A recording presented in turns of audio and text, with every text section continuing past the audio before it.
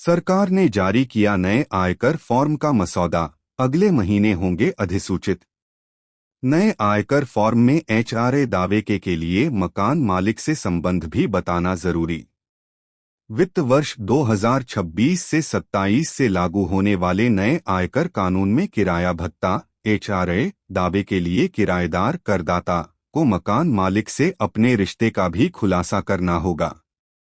दरअसल सरकार ने नए आयकर फॉर्म और नियमों का मसौदा जारी किया है। इनमें एचआरए के दावों में पारदर्शिता बढ़ाने, विदेशी आय पर टैक्स क्रेडिट क्लेम की कड़ी जांच और ऑडिटर की जिम्मेदारी बढ़ाने का प्रस्ताव है। नया आयकर अधिनियम 1 अप्रैल 2026 से लागू होगा। इससे पहले सरकार ने हितधारकों के लिए नियमों का मसौदा और फॉर्म जारी किए हैं। आधार पर अंतिम नियम एवं फॉर्म अगले महीने अधिसूचित किए जाएंगे। नियमों के मसौदे के मुताबिक नए फॉर्म 124 में करदाता को यह बताना होगा कि वह जिस मकान मालिक को किराया दे रहा है उससे उसका कोई पारिवारिक या अन्य संबंध तो नहीं है। फिलहाल किराया भत्ते का दावा करते समय कर्मचारी अपने नियोक्ता को किराए का अनुमानित विवरण देता है, लेकिन उसके लिए मकान मालिक के साथ अपने संबंध का खुलासा करना अनिवार्य नहीं है। 1 अप्रैल से लागू होगा नया कानून, फर्जी किराया दावों पर लगेगा अंकुश। टैक्स विशेषज्ञों का कहना है कि मकान मालिक और किराएदार के बीच के संबंधों का खुलासा अनिवार्य किए जाने से फर्जी या बढ़ा छाकर दिखाए गए किराया दावों पर अंकुश लगेगा।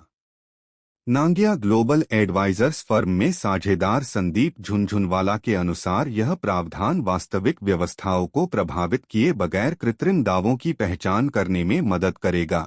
इससे पारदर्शिता बढ़ेगी और अनुचित दावों को खारिज करना आसान होगा। विदेशी आय पर टैक्स क्रेडिट, ऑडिटर के साथ कंपनियों की भी बढ़ेगी जवाबदेही।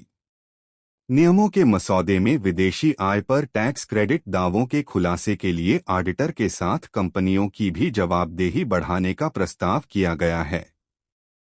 विदेशी आय पर टैक्स क्रेडिट के लिए प्रस्तावित फॉर्म 44 में ऑडिटर की भूमिका और सख्त की गई है। अब चार्टर्ड अकाउंटेंट को विदेशी टैक्स कटौती प्रमाण पत्र, भुगतान का प्रमाण, विनिमय दर रूपांतरण और टैक्स संधि की पात्रता की स्वतंत्र जांच करनी होगी। झुनझुनवाला ने कहा, यह नियम उन मामलों में चुनौतीपूर्ण हो सकता है जहां विदेशी अधिकार क्षेत्र आय के ब्यौरे के बिना एकीकृत कर विवरण जारी करते हैं या टैक्स को भारत से अलग वित्त वर्ष में अदा किया जाता है।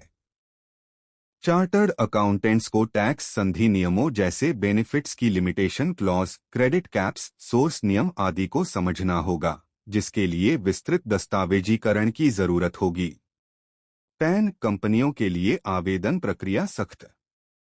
मसौदा प्रस्ताव में कंपनियों के लिए पैन आवेदन प्रक्रिया भी सख्त की गई है। अब आवेदन करते समय यह बताना अनिवार्य होगा कि कंपनी के पास पहले से कोई पैन नहीं है। शाखाओं, परियोजना कार्यालयों या पूर्ववर्ती इकाइयों के नाम पर पहले से पैन होने की स्थिति में दोहराव से बचने के लिए आंतरिक जांच जरूरी होगी। इस प्रावधान से एक से ज्यादा पैन रखने और पहचान में हेरफेर करने पर रोक लगेगी। डाटाबेस की शुचिता, इंटीग्रिटी मजबूत होगी, लेकिन आवेदकों की जिम्मेदारी बढ़ जाएगी। ऑडिट फॉर्म 26 ऑडिटर की रिपोर्ट का कमाई पर स्पष्ट करना होगा प्रभाव।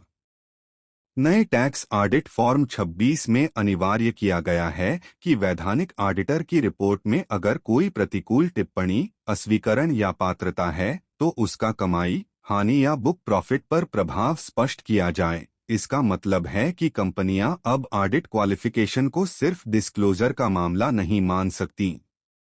उदाहरण के लिए, अगर राजस्व मान्यता, शेयर मूल्यांकन या प्रावधान में कमी पर आपत्ति दर्ज होती है तो ऑडिटर को देखना होगा कि इससे टैक्स योग्य आय को घटाकर तो नहीं दिखाया गया।